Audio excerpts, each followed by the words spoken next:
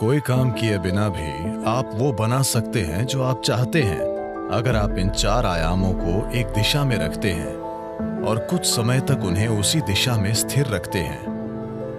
अब उन्हें विश्वास है कि शिव उनके लिए ये करेंगे और ऐसा होगा। तो क्या शिव खुद आकर आपका घर बनाएंगे? नहीं। मैं चाहता हूं कि आप समझें, ईश्वर आपके लिए छोटी उंगली भी नहीं उठाएंगे। इस धरती पर अब तक जो नहीं हुआ वो कल हो सकता है। इंसान इसे कल एक सच्चाई बना सकते हैं।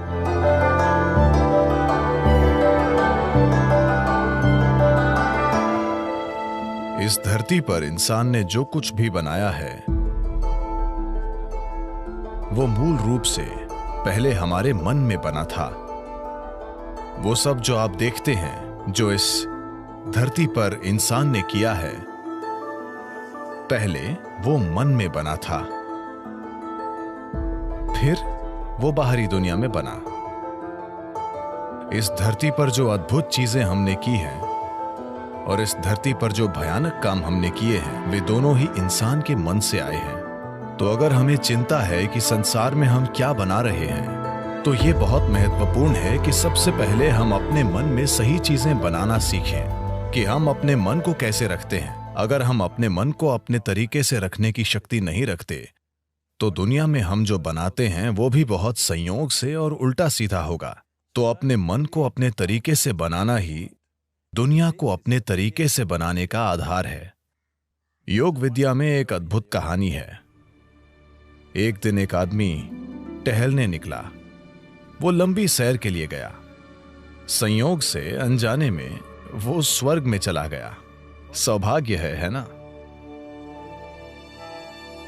वो बस टहलते हुए स्वर्ग जा पहुंचा। इस लंबी सैर के बाद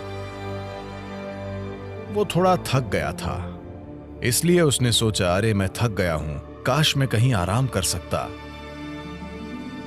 उसने चारों ओर देखा। वहां एक अच्छा पेड़ था जिसके नीचे बहुत ही गद्देदार घास थी।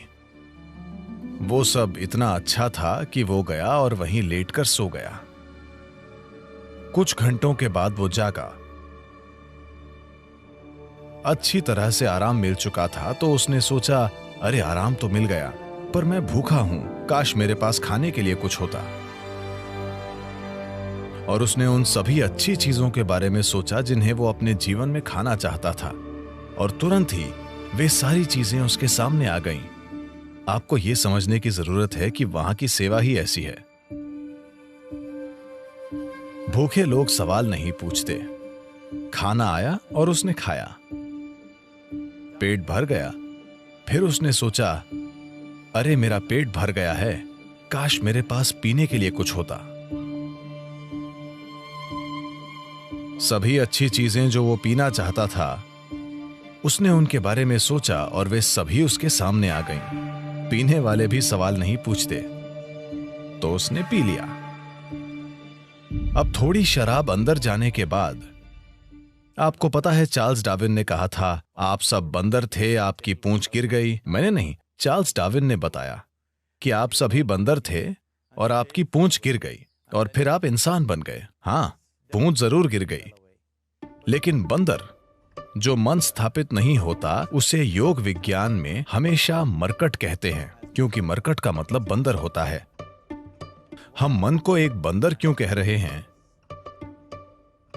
एक बंदर में क्या गुण होते हैं? बंदर के बारे में एक बात यह है कि वो बेवजह हिलता डुलता रहता है। बंदर के बारे में एक और बात है, अगर मैं कहता हूं आप किसी को देखकर बंदर की तरह कर रहे हैं, इसका क्या मतलब है? नकल करने वाला। बंदर और नकल, ये दोनों शब्द एक ही मतलब रखने लगे हैं। तो बंदर के ये दो बुनियादी गुण वाकई ऐसे मन के गुण भी हैं जो स्थापित नहीं है। गैर जरूरी हिलना डुलना, आपको ये बंदर से सीखना जरूरी नहीं है, आप बंदर को ये सिखा सकते हैं। और नकल, मन हर पल नकल करता रहता है। तो जब ये दोनों गुण होते हैं, तो एक मन को बंदर कहा जाता है। तो ये बंदर उसके अंदर सक्रिय हो गया। उसने इधर उधर देखा और सोचा, ये क्या हो रहा है? मैंने खाना मांगा, खाना आया। मैंने पीने के लिए मांगा, शराब आई। यहां चारों ओर भूत होंगे। और भूत आ गए। अरे भूत आ गए, वे मुझे घेरेंगे और मुझे यातना देंगे, उसने सोचा। तुरंत भूतों ने उसे घेर लिया और उसे मारने पीटने लगे। फिर वो दर्द से चीखने लगा और बोला, अरे वे मुझे मार देंगे, और वो मर गया। अभी उसने कहा था कि वो भाग्यशाली है। समस्या ये है कि वो कल्प वृक्ष के नीचे बैठा था। उसने खाना मांगा, खाना आ गया। उसने पीने के लिए कहा, शराब आई। उसने भूतों की बात की, भूत आए। उसने पिटाई मांगी, पिटाई मिली। और उसने मौत मांगी, वो मर गया। अब जंगल में इन कल्प वृक्षों की तलाश में मत जाना। इन दिनों मुश्किल से एक पेड़ दिखता है। एक अच्छे से स्थापित मन, एक मन जो संयुक्ति की स्थिति में होता है, उसे कल्प वृक्ष कहते हैं। अगर आप अपने मन को संगठन के एक निश्चित स्तर तक व्यवस्थित करते हैं तो ये पूरी प्रणाली को व्यवस्थित करता है। आपका शरीर, आपकी भावना, आपकी ऊर्जा, सब कुछ उसी दिशा में व्यवस्थित हो जाती है। जब आपके ये चारों आयाम, आपका भौतिक शरीर, आपका मन, आपकी भावना और मौलिक जीवन ऊर्जाएं एक दिशा में व्यवस्थित हो जाती हैं, जब आप ऐसे हो जाते हैं तो आप जो भी चाहते हैं वो वाकई छोटी उंगली उठाए बिना होता है। आपके काम करने से उसमें मदद मिलेगी, लेकिन कोई काम किए बिना भी activity you can still manifest what you want. आप वो बना सकते हैं जो आप चाहते हैं, अगर आप इन चार आयामों को एक दिशा में रखते हैं और कुछ समय तक उन्हें उसी दिशा में स्थिर रखते हैं। अभी आपके मन की समस्या है कि हर पल ये अपनी दिशा बदल रहा है।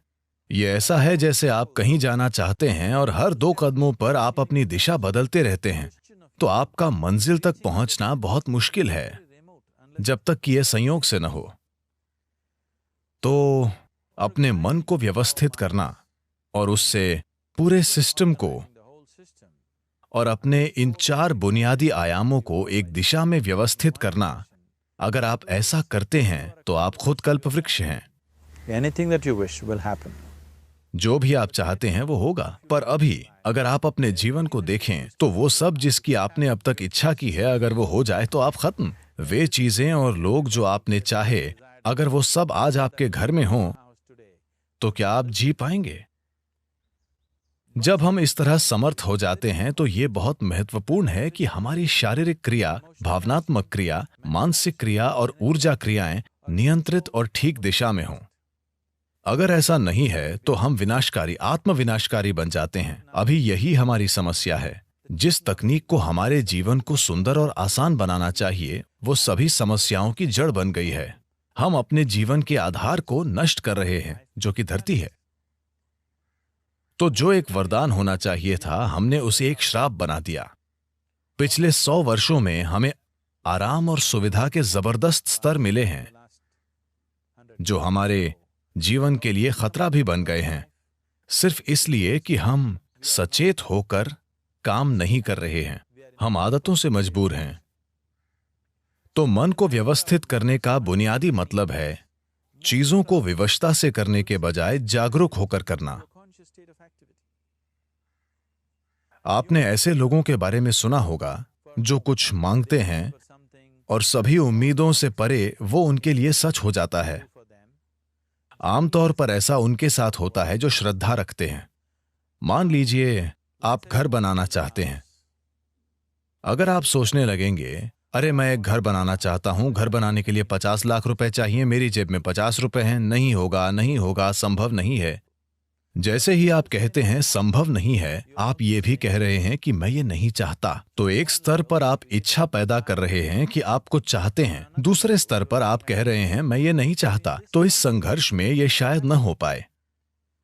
कोई इंसान जो किसी भगवान या मंदिर में या जिसमें भी श्रद्धा रखता है, जो सरल मन वाला है, श्रद्धा सिर्फ उन लोगों के लिए काम करती है जो सरल मन वाले हैं। सोचने वाले लोग जो बहुत अधिक सोचते हैं, उनके लिए ये कभी काम नहीं करती। एक छोटे बच्चे जैसा इंसान जिसे अपने ईश्वर या अपने मंदिर में या जिसमें भी एक सरल श्रद्धा है, वो मंदिर में जाकर कहता है, शिव जी मुझे एक घर चाहिए, मुझे नहीं पता कैसे, पर आपको ये करना होगा।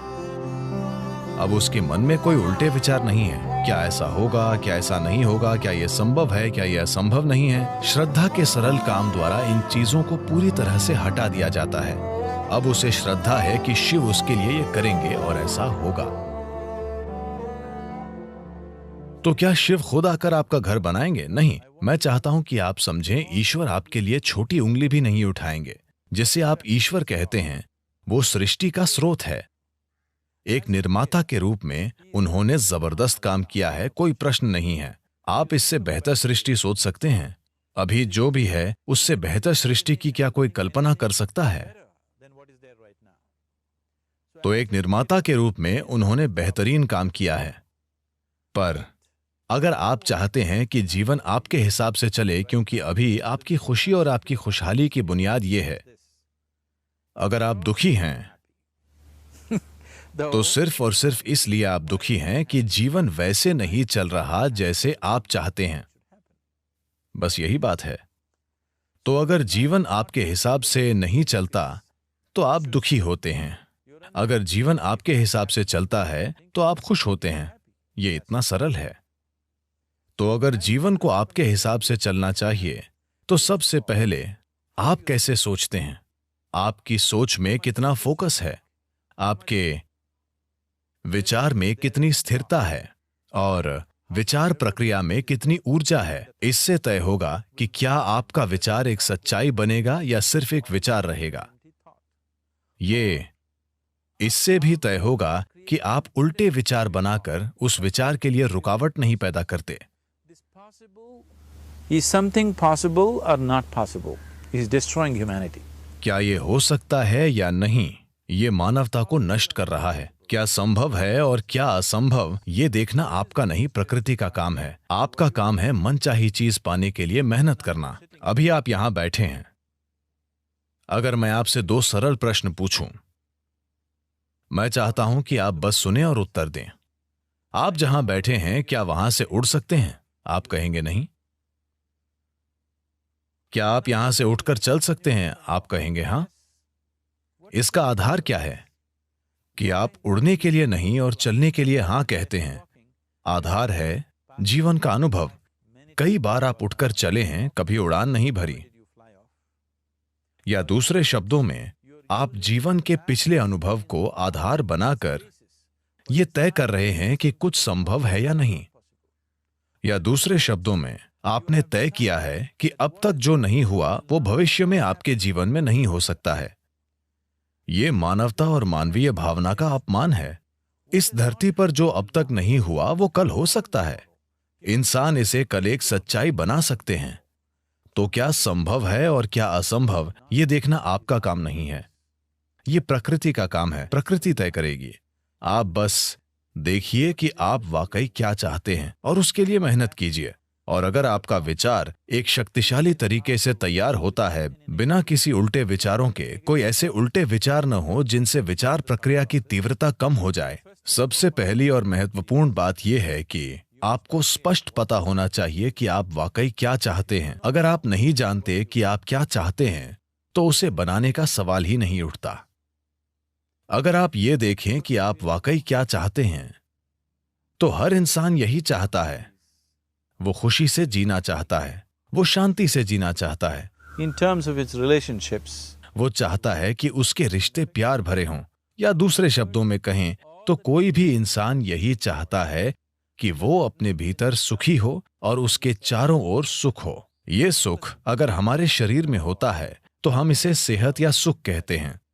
अगर ये हमारे मन में होता है तो हम इसे शांति और खुशी कहते हैं। अगर ये हमारी भावना में होता है तो हम प्यार और करुणा कहते हैं। अगर ये हमारी ऊर्जा में होता है तो हम इसे आनंद और परमानंद कहते हैं।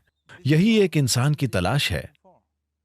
चाहे वो काम करने अपने ऑफिस जा रहा है, वो पैसा कमाना चाहता है, करियर बनाना चाहता है, परिवार बनाए, वो बार में बैठे या मंदिर में बैठे, वो तब भी उसी चीज की तलाश में है। भीतर सुख, चारों ओर सुख। अगर यही हम चाहते हैं तो मुझे लगता है इसे सीधे संबोधित करने और इसे बनाने के लिए खुद को प्रतिबद्ध करने का यही समय है। तो आप खुद को एक शांतिपूर्ण इंसान, आनंदमय इंसान, प्रेम करने वाला इंसान, सभी स्तरों पर एक सुखद इंसान बनाना चाहते हैं। और क्या आप इस तरह की दुनिया भी नहीं चाहते? एक शांतिपूर्ण दुनिया, एक प्रेमपूर्ण दुनिया, एक आनंदमय दुनिया। नहीं, मुझे हरियाली चाहिए, मुझे भोजन चाहिए। आनंदित दुनिया से हमारा मतलब है कि हम जो भी चाहते थे वो हो गया। आप इसी की तलाश कर रहे हैं, तो आपको यही करने की जरूरत है कि अपने और अपने आसपास के लोगों के लिए एक शांतिपूर्ण, आनंदमय और प्रेमपूर्ण दुनिया बनाने के लिए प्रतिबद्ध हो जाएं। हर दिन सुबह अगर आप दिन की शुरुआत अपने मन में इस सरल सोच के साथ करें कि आज मैं जहां भी जाऊंगा एक शांतिपूर्ण, प्रेमपूर्ण और आनंदमय दुनिया बनाऊंगा। अगर आप दिन में 100 बार गिरते हैं तो क्या फर्क पड़ता है? एक प्रतिबद्ध आदमी के लिए विफलता जैसा कुछ नहीं होता। अगर वो 100 बार गिरता है तो 100 सबक सीखने को मिलते हैं। अगर आप खुद को कुछ वाकई अच्छा बनाने के लिए प्रतिबद्ध करते हैं तो आपका मन व्यवस्थित हो जाता है। जब आपका मन व्यवस्थित हो जाता है तो आपकी भावना व्यवस्थित हो जाएगी। भावना का संबंध विचार से है। जब आपका विचार और भावना संगठित हो जाती हैं तो आपकी ऊर्जाएं उसी दिशा में व्यवस्थित हो जाएंगी। जब आपके विचार, भावना और ऊर्जा व्यवस्थित हो जाएंगे तो आपका शरीर व्यवस्थित हो जाएगा। जब ये चारों एक दिशा में व्यवस्थित हो जाते हैं तो आप में मनचाही चीज बनाने और प्रकट करने की जबरदस्त क्षमता होगी। आप कई मायनों में ईश्वर होंगे। जो सृष्टि का स्रोत है वो आपके जीवन के हर पल में आपके अंदर काम कर रहा है। बात सिर्फ ये है, क्या आपने उस आयाम तक पहुंच बनाई है या नहीं? अपने जीवन के 4 मूल तत्वों को व्यवस्थित करके आपको वो पहुंच मिलेगी। ऐसा करने के लिए साधन और तकनीकें हैं। योग का पूरा विज्ञान, पूरी तकनीक जिसे हम योग कहते हैं, वो बस यही है, खुद को सृष्टि के एक टुकड़े से सृष्टा बनाना।